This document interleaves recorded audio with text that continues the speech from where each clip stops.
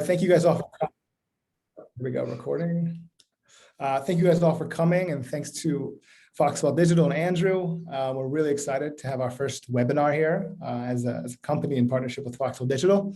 Just a few opening remarks. So like AJ and I and our team have spoken to probably at least 100 agencies and stores in the past month, 6 weeks. And everyone's having the same issues, and we really feel the pain of the lack of attribution across the ad channels. And we're hoping today we can get some clarity on that. And just internally, the Triple L team is working on some very cool tools that AJ will allude to and show you guys at the end of the Q&A. So stick around. Without further ado, I will just. Max, I'm just going to jump in. I'll say the problems that we're seeing across the stores that we've spoken to, and we've spoken, as Max says, to hundreds, is two things. One is the attribution, but more importantly, the ad costs. It seems like Facebook is losing some of its magic in terms of being able to target those impulse buyers at the right time. Mm-hmm. And so first of all, I think being ahead of the game with people like Andrew, understanding what's never been more important, because cruise control, if it didn't work in the past, definitely does not work right now. Yeah. And then understanding your data and understanding how to move different parts of your business, move your LTV up, move your AOV up, move your conversion rate up. Those are becoming way more important than what you do in the ads manager. And so, yeah, we're excited to be here with you, Andrew. Yeah, well, I'm excited to be with you as well. And thank you, everybody, for joining. I know that your time is valuable, and I appreciate you being here. And what we're going to go through today basically is some ideas of things that we do see working currently. We're going to go through some thoughts about some things that could give you immediate impact in your campaigns. And then I'm not going to lie to you, we're going to give you a little pitch about our founders membership group. And then we're going to talk about some new features with Triple Whale. We're going to take some questions.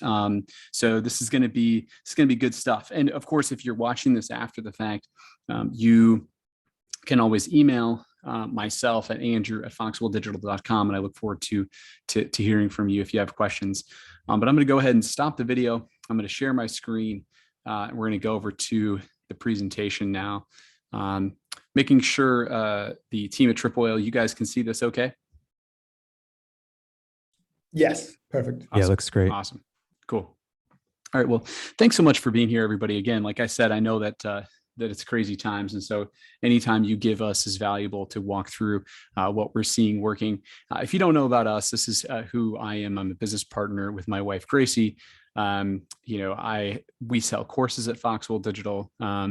And we also do management on our own. We do a lot of advising with agencies. Agencies hire us to work with them.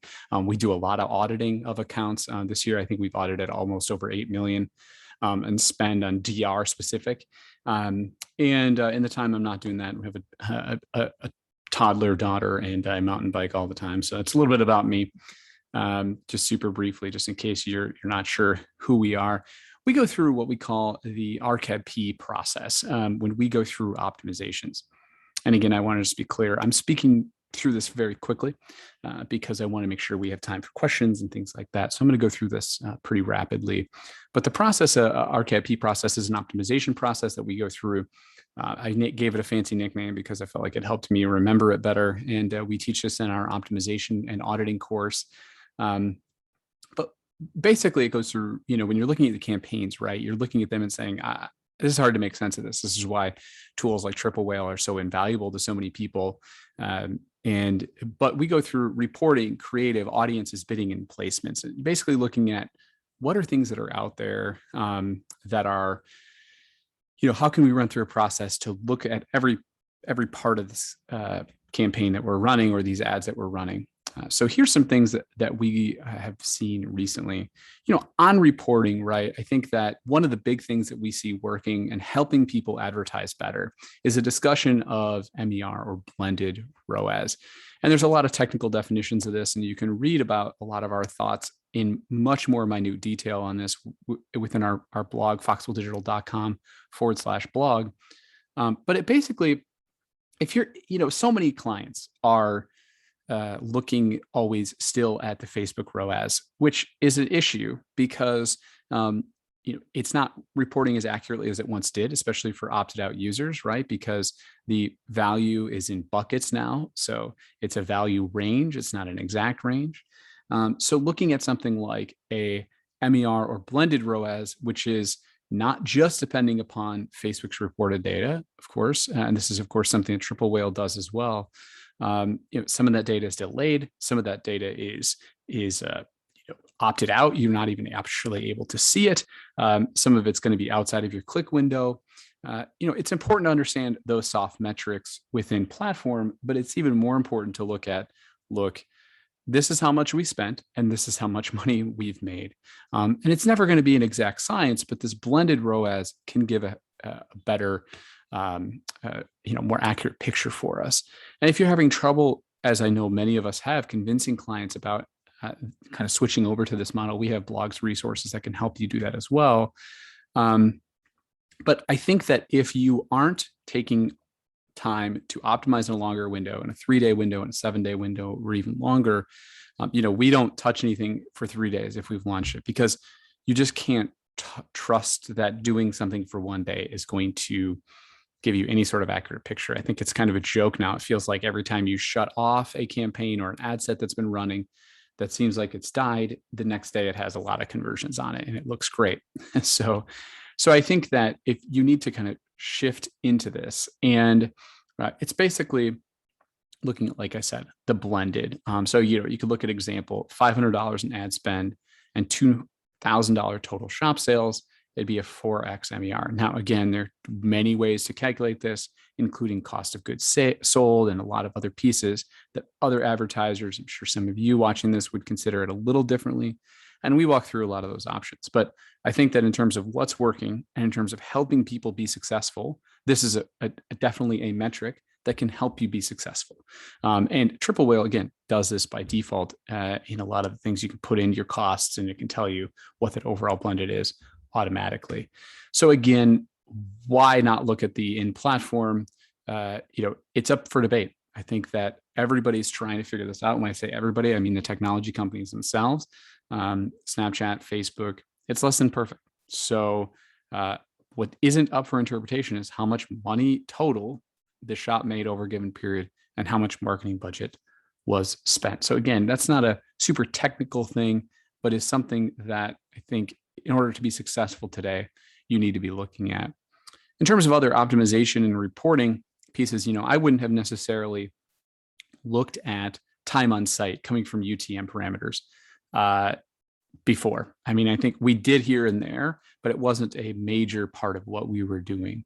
And if you set that attribution modeling tool in GA to first interaction, you can start to look at UTM data more effectively and actually seeing who is coming from what campaign, et cetera.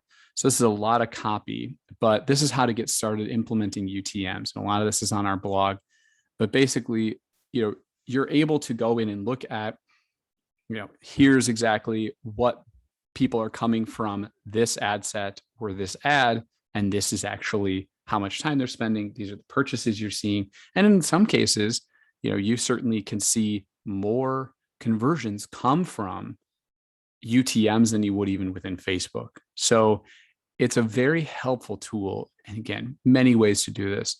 But I think that if you're not utilizing UTMs and not getting started with them within your campaigns, you're putting yourself at a disadvantage in reference to optimization. Again, Triple Whale does help with this as well, of course. So we can talk about that, and guys can talk about that. But MER and blended, looking at UTMs, both helpful things for reporting and optimization right now.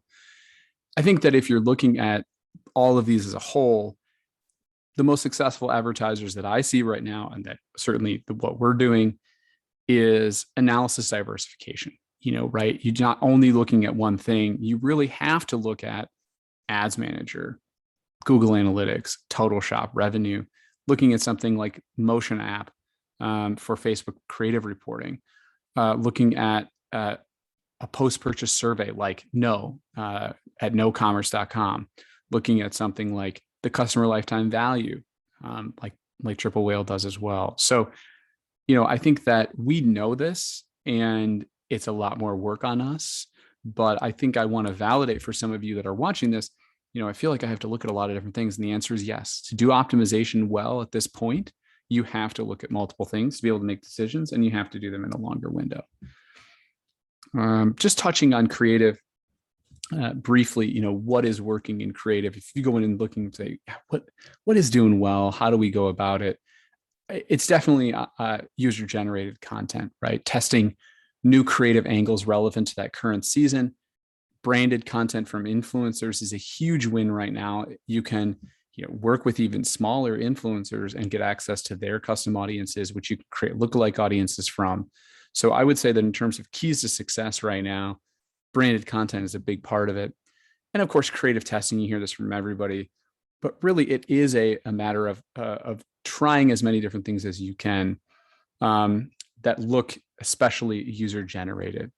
And there's a lot of nuances within that, right? In terms of not just saying, let me tell you why I liked this product, but I think that talking about what the product solves and the problem that it solves initially right out of the gates is really, really, really helpful. So communicate the why and the CTA very quickly, address reasons not to buy it right out of the gates. Those are the things that we see working that are helpful for advertisers, just in terms of we're looking at the creative that they've launched, and this tends to be a great optimization point. I am going to take the questions at the end. I see that somebody just asked a question, which is great. So we'll take a question at the end, or all those at the end, and go from there.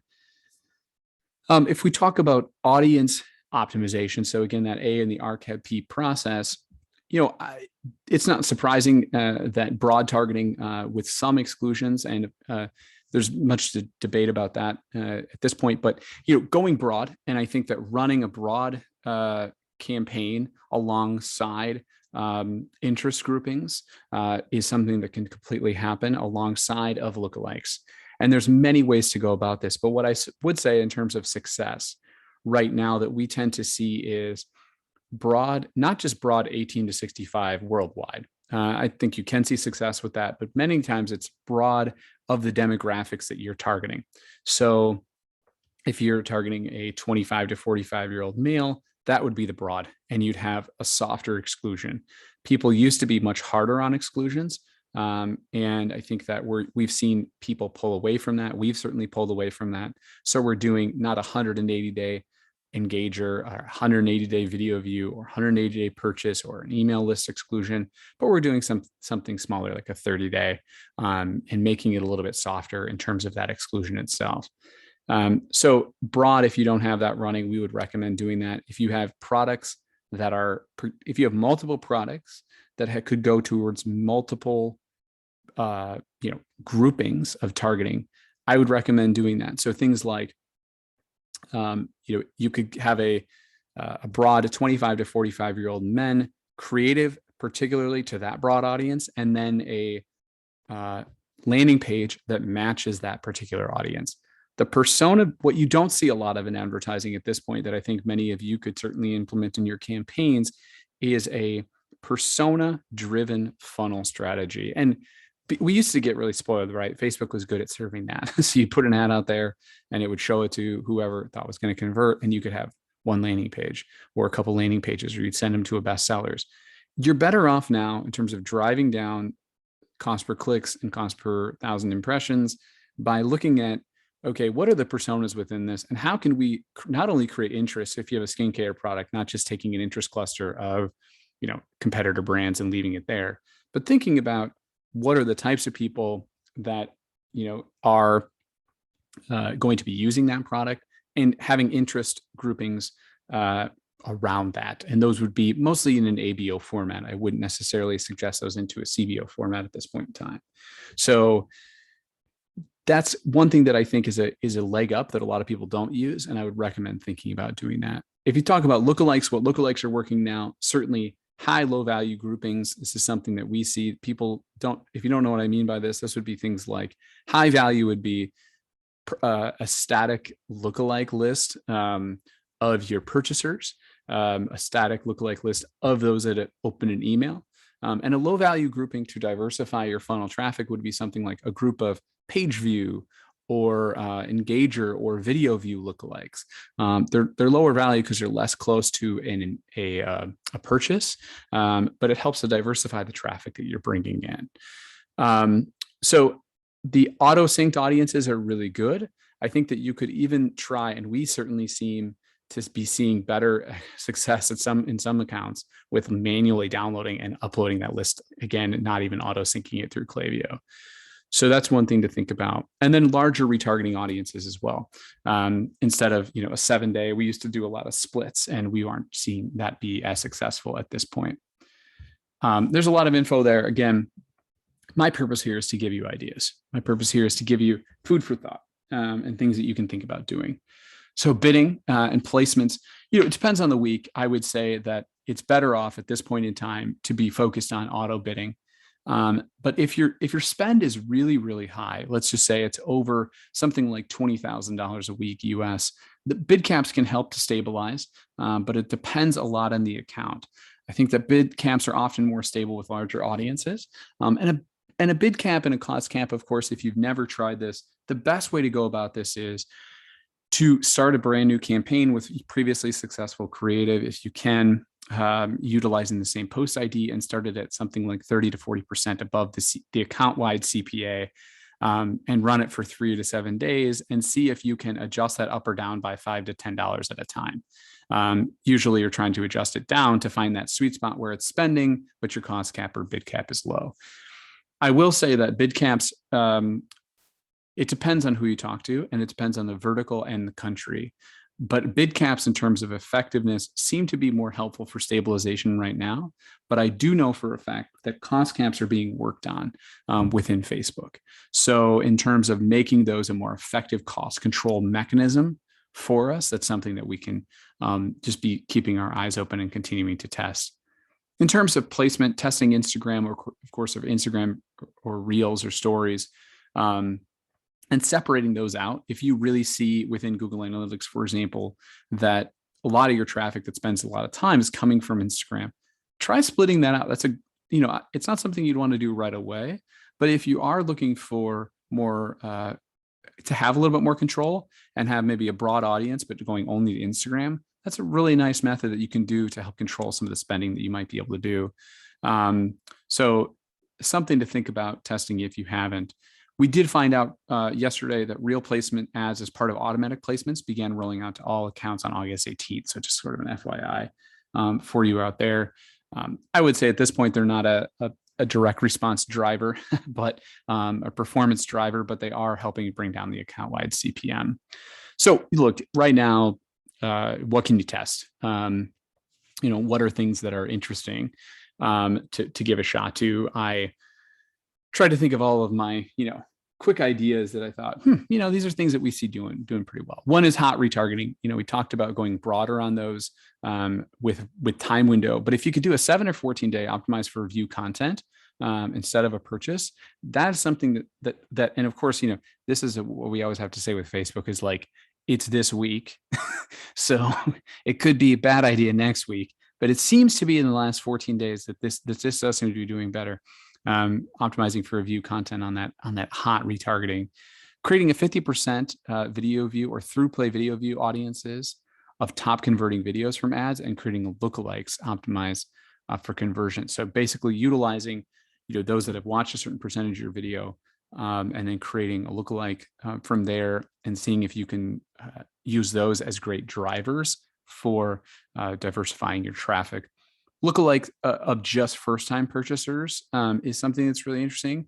It can help things, seems to help things find, or help Facebook rather find those types of people they want to find more of.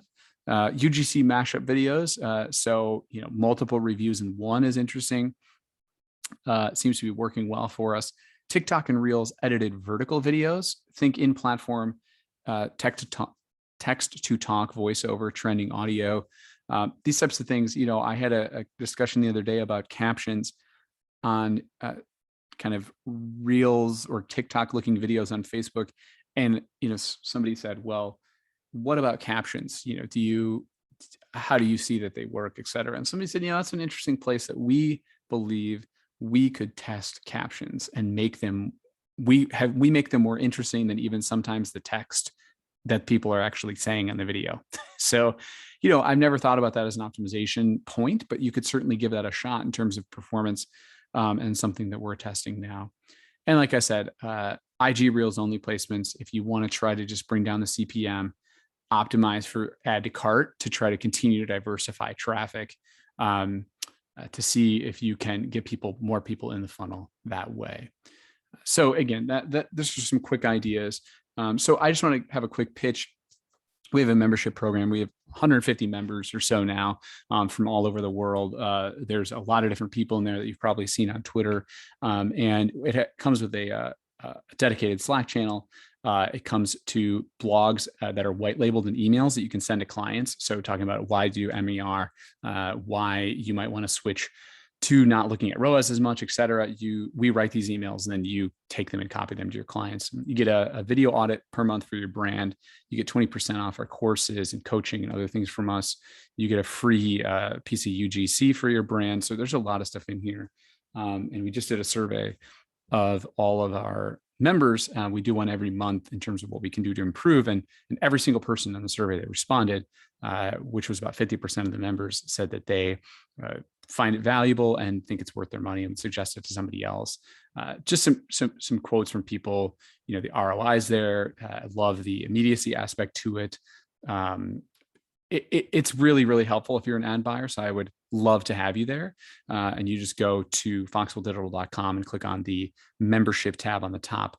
And I'll put it in the chat as well. So I'd love to see you in our Foxwell Founders group. And other than that, I'm going to stop my sharing and I'm going to put on my video and see if we can let Max do some screen sharing. I can't turn on my video now, but that's fine. Max can do it, or whoever wants to can. Yeah. And So Max, go from there. I'll jump in here. Okay, AJ, can you share your screen, AJ? Yeah, so Andrew, thank you. I'm just going to jump in about the UTM. So yeah, Triple does a great job of tracking MER. We basically built that for that. Me and Max have been running off MER with Max's store for the last 2 years. And so that was the inspiration. In terms of the UTM tracking, so Triple right now, we built out this dashboard last week, which we basically match your Facebook campaigns to the Google UTMs. And then we show you the reported ROAS on Google. Over here, you see a big discrepancy between what Google's reporting and what Facebook is reporting. Just quickly, AJ, I have to fix the way I set it up. I just saw how Andrew recommend setting it up. I have to reconfigure how I set it up, but it's off on the Google side. Okay, so this is all from the Google side, but this is the idea, basically showing you your ROAS as reported on Google.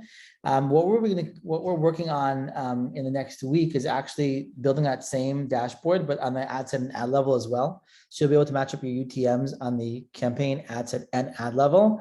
And then the next thing we're doing, Andrew, I don't know if this is going to work, but we're excited about it. We think we have a way to abstract. This is like, I'm telling everyone, all the attendees, but I don't know if this is going to work. So here's us risking something. We're basically going to take all the leading indicators from Facebook ads and from the Google UTMs. So what you learn from Facebook ads with the leading indicators like CPM, CPC, and CTR are the quality of the ad and the pricing of the traffic. And then what you learn from the Google UTM leading indicators like time on site, conversion rate, and purchases and bounce rate is the quality of that traffic, right? The traffic that's hitting, even though UTMs usually are one-day click, right, on the purchases, you would still get, like, if you ever ran a VC campaign and a review, right, you know that people spend less time on site for those campaigns. And so you get an idea of how good the quality is. We're going to benchmark those. We're going to feed them into an AI system and learn what healthy traffic looks like per campaign. And when you turn on a campaign in the morning, Triple Whale will be able to tell you, is this a healthy campaign or not healthy campaign based on those leading indicators. So I'll let you guys know. Hopefully that will be out in 2 weeks. We're very excited about that. Awesome. And what do you think? Do you think it's going to work? Yeah, I mean, I think anything right now that can give people the ability to have more information than less is great. I think so much of what we do now is flying blind, and the less places you have to go to check it is also better. So, like, do I think it can work? Do I think you guys are capable of it? Absolutely. So yeah, I know David. I forgot what's David's last name. Herman. David Herman uses time on site a lot, and he benchmarks it. We were inspired by him, basically, of trying to figure out the health of the traffic you're sending, quantify that, and So, at least even if we can't give you the ROAS, it's sort of hopefully abstracting attribution away if it works properly. That's the hope. There's a question here from Eric, and I'm going to answer that live on the Q&A if you guys are okay with that. He asks about creative after you have a good thumb stop ratio. How do you improve your conversion rate on it? I think Eric, and you guys know this too. I mean, once you know, look, people are looking at this. How do you improve the conversion rate on that ad? I think a lot of that goes down to the landing page itself. I mean, I think it's really a matter of where are you sending them? Have you tested sending them to different places? Is there, a way that they can take quick action? Is there something that, you are allowing them to put in their information, like an email right away, so it can improve with some of the remarketing that you're doing potentially through CAPI if they were to convert. So my thing is always like the conversion rate. Once we've created a piece of creative that does well, how often have we looked at the landing page? And I think that a lot of the landing page discussions get overlooked by advertisers, to be honest. So I think that that's really important. If anybody else has questions, feel free to fire them on over, and we're happy to answer those. But yeah, I appreciate everybody joining. We've got a small but mighty group today, and you could put it in the Q&A. Let's see, done. So there's no open questions. Hey guys, thank you. We appreciate you guys joining. And Andrew, you amazing as always. Also, just before we wrap up, I'm going to drop in a link to download Triple Whale that'll allow you to skip the wait list.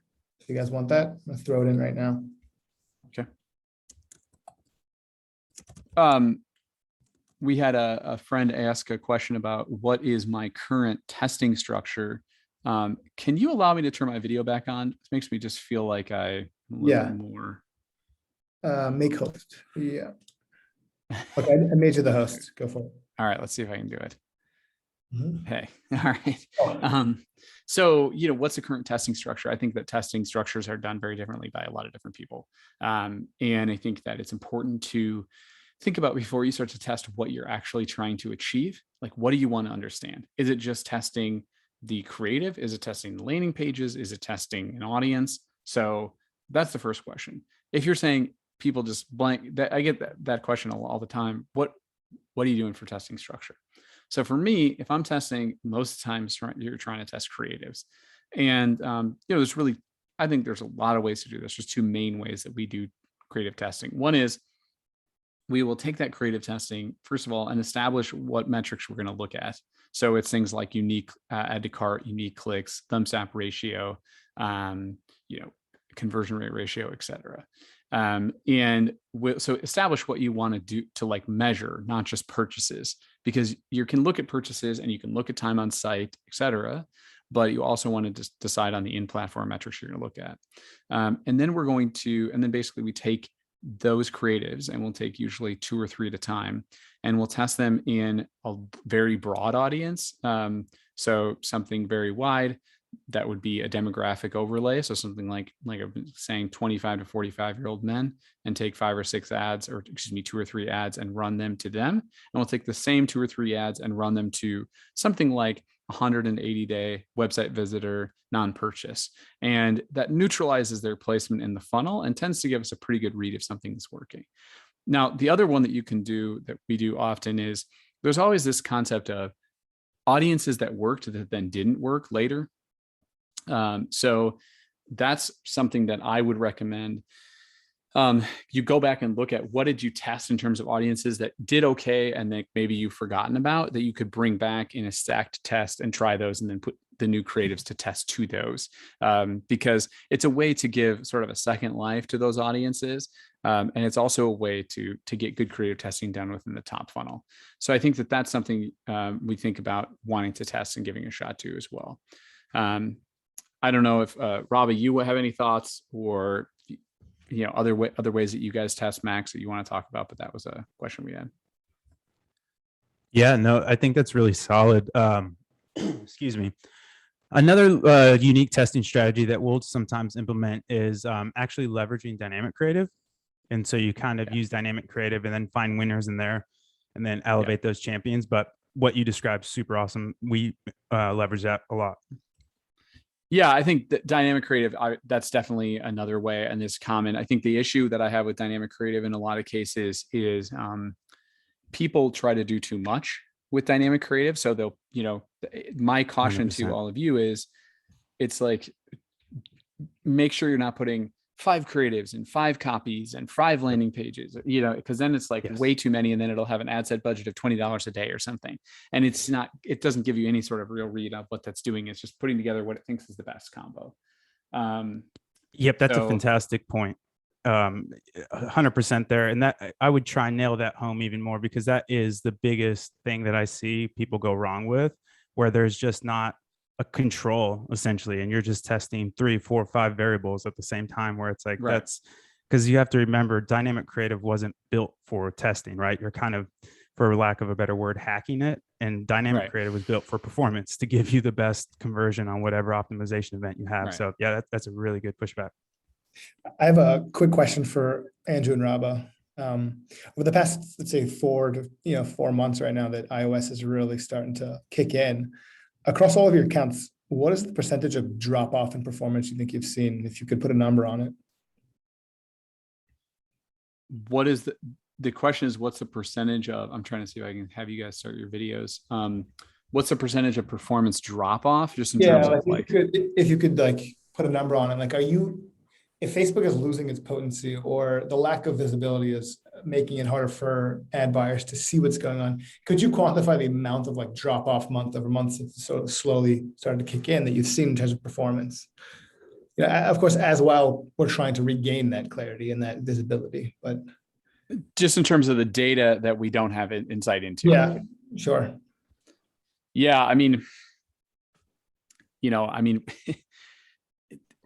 you could make an argument for saying that you've lost like 70% of your data within Facebook, right? Wow. I mean, because depending on what vertical you're in, depending on how many people have opted out, depending on a lot of factors like that, like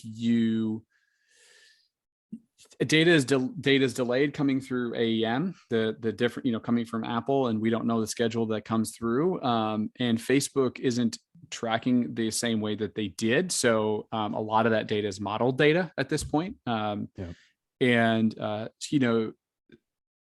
it's hard to speak about it in generalities, because it's a very technical thing that's happening currently in reference to modeled and the attribution window that you're looking at, Right. and the optimization window that you're looking at, and they're different for each one. What I would say is, it's clear that we've all lost a lot of data. Yeah. What I would say is that we are seeing the beginnings of modeled data, and we started to see those over the last few months.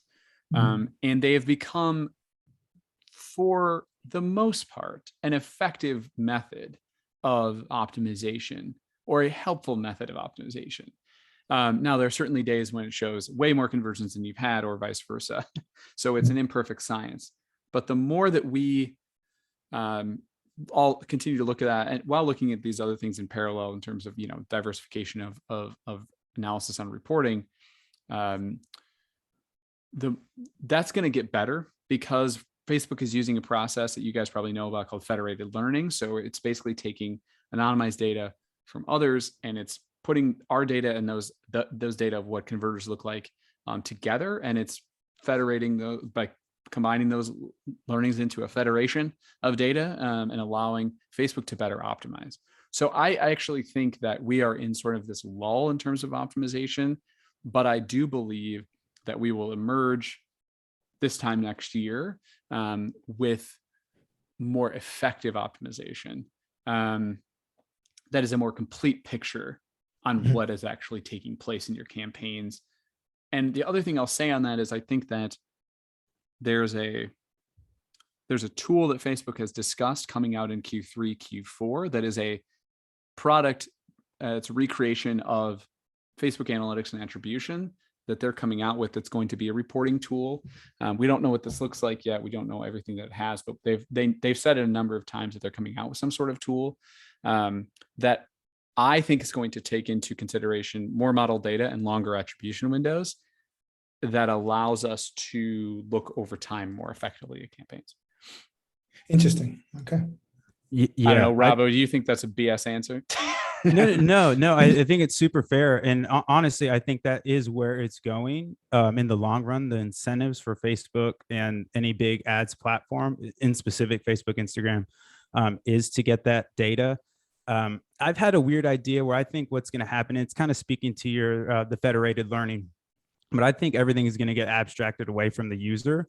And it's going to get kind of put into some sort of personas or something like that. Like this parametered person works really well for you. And the thing I don't get, which that's why I don't pay me the big bucks, is I don't know how you serve that. Like I can see it on the front end on how you construct what's a successful ad, but then how do you serve that? But again, that's why Facebook has this massive machine to figure that out. But to Max's original question, for me, if I tease out the macro points, it's really spend. So my lower spending clients, I mean, if you think of the algorithm in general, say you make the math easy, say you get, 50 events or something like that, and you lose 10 to 20%. Well, that's a big deal. 50 events a week. That's a big deal for somebody versus you're getting 200, 300 events a week. You're still churning and burning. So I've had clients that have still had banner months in these really dark times. And so I think ultimately kind of basically all the things you touched on, Andrew, of just making sure that you're going through that optimization, making sure you're looking at not really channel level, or put a different way, you're not making buying decisions on channel level heuristics, right? Like you care what your ROAS is and stuff like that. But at the same time, you just want to make sure it's directionally correct because these metrics are not accurate or precise anymore. So there's really not much you can do with them other than look at them directionally. So bumping up to kind of those higher levels where you are, like to your point, this is kind of been solved in mobile where you have app flyers with basically an MMP, and that's the central source of truth. Whereas in DTC or e-commerce, the central source of truth, to your point, Andrew, is Shopify, right? Like how much money do I have in the bank?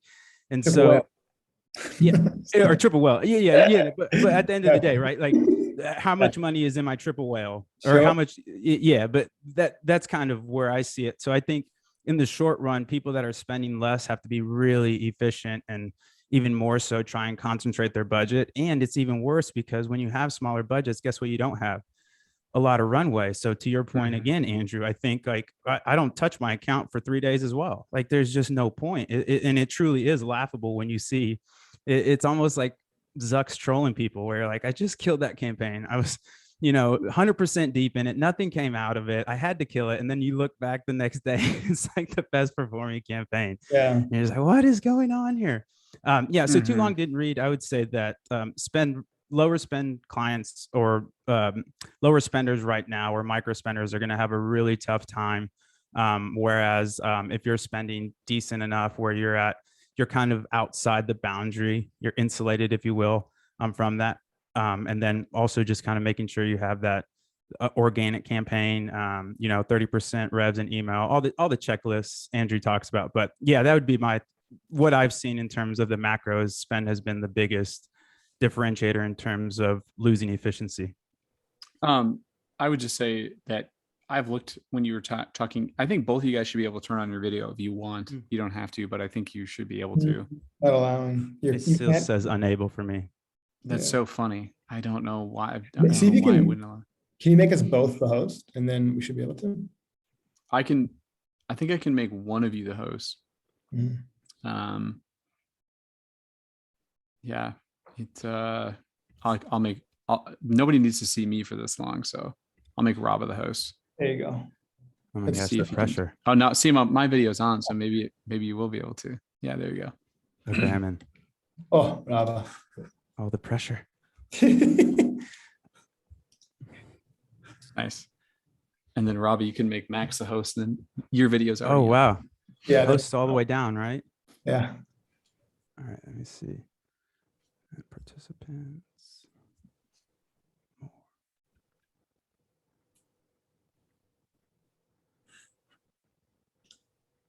Nice.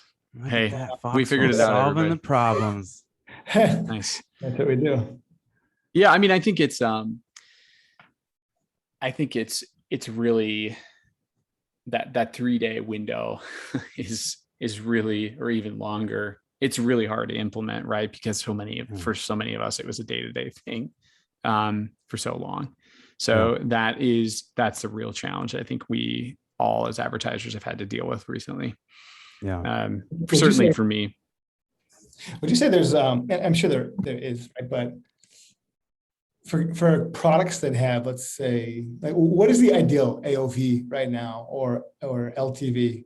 Because it's just. Oh, now you're going to a can of worms here, Max. Yeah, I know. So I'm speaking to my own personal experiences that, like, last year was phenomenal for one of my brands, right? Yeah. AOV is right around $55, right? Yeah. It was a different game last year. It's hard to make it work right now, right? So like we're, but what are you guys seeing with AOVs and things like that? I don't want to go down such a can of worms, I guess, but no, it's a fun question. I'm teasing. It's actually a really fun question. Yeah, I'm sure. I mean, to me, it's like the AOV is it. I would love it to be higher. Obviously, I think that but AOV is definitely like a secondary thing to me. I like a perfect AOV. I'll just answer the question. A perfect AOV to me is like, I would say, $75 to $100, honestly. That would be, it's low enough that somebody can, make an impulse purchase, but you're going to need a little bit of convincing probably in terms of warming it up. I think that to me, you can have a lower AOV if what you're selling is just like very interesting and like it's the more niche, the better. We just took on a new brand in August, and she'd been running her ads in-house forever. And all of her stuff is made in America, home, socially and eco-conscious home goods. Okay. So it's, the keywords I'm using here, right? Yeah. Like it's not easy, but it's like, there's a lot of pieces to it that's making it worthwhile. And their AOV is like around like 85. Okay. So, and the repeat purchase rate is really high. So all of these pieces are helpful. And I think that the more niche it can be, it allows us to create persona funnels way better. Like I was talking about, it allows us to, say, here's a specific set of towel racks there's this towel rack that people love, and we look at the data on it, and it's like loved in like 8 states. So now we're targeting like every woman possible in those 8 states, right? Like that's the kind of stuff that to me is really interesting. I also really like things, and this is certainly, if you look across the agency world, that's something that some agencies do a lot of. I love, info articles too, basically, where it's like a pre-sale page and you're talking about what makes it interesting. That's something that is not a new concept. People have used that for a long time, but I think if you have a large enough AOV and you can work that into the funnel, that makes things really fun, because the customer, by the time they purchase, have already, they've already made a decision. They're educated. The purchase is just a post hoc, right? The decision's already been made, and then they're just looking for the reasons. I love all that. I guess to get on my overgeneralization soapbox though for you, Max, I really, there's a few things going on with AOV that you have to remember, right? So like, what's the purchase cycle? And so if my AOV is $50, and so I actually have a client where it's about 45 paid, 50-ish on Shopify, and we're struggling as well with where it's just hard to make the economics work. They just don't work. And so even the best campaigns, even the highest spending, you're still going to be $10 a purchase, $12, like even the best people, it's going to be really challenging at scale to get kind of in a single digit dollar a purchase. And then, so we don't even do any retargeting as well, because again, the economics just don't work, because now I'm spending more and more money and I still can't get more money out of this person. And so for me, it all just kind of comes back to the economics. If somebody was asking me like, what's your ideal AOV, LTV? And it's like, well, tell me about your business, your product, and your purchase cycle. And then I can tell you what I would recommend, because if not, like if you have a $50 product, but everybody needs it every 2 weeks, that's fantastic, because then you can ratchet up to LTV. But again, I push back sometimes on LTV, because I think when you extrapolate it out farther than really 2 years, it starts to get into VC LA math, where you're like, of course, all these people are going to convert. And then we get a 2% lift. And look at that. We just popped revs by 45%. You're like, okay, maybe, but let's pump the brakes there. So when I do LTV calculations, I usually, if I'm trying to inform paid media deployment, I try and ratchet it down to at 2 years or even less with that. But it's kind of a roundabout answer, but I would say $50 is really the lowest, barring a really and to Andrew's point as well, that niche stuff like fidget spinners, all those things where have really niches, you can crush spend through those. But it's just a different product than somebody that buys, $100 wallet, where it's like you can actually make that work as well. But you got to remember, like, somebody's probably not going to buy a wallet for another 5, 7, 8 years. You know what I mean? Right. And so just a lot of things going on there. But I think $50 AOV, $100 you can get. So another client of mine is in about $1.17, and that's he hasn't felt any pretty much backlash from iOS because they have all the things in the marketing ecosystem, and the economics are great. Great. Well, gentlemen, appreciate it. And again, if anybody's still watching it at this point, and even on the recording, feel free to get a hold of us. But we're here for you to answer any questions that you would have. And thanks for joining. Thank you very much. Thanks.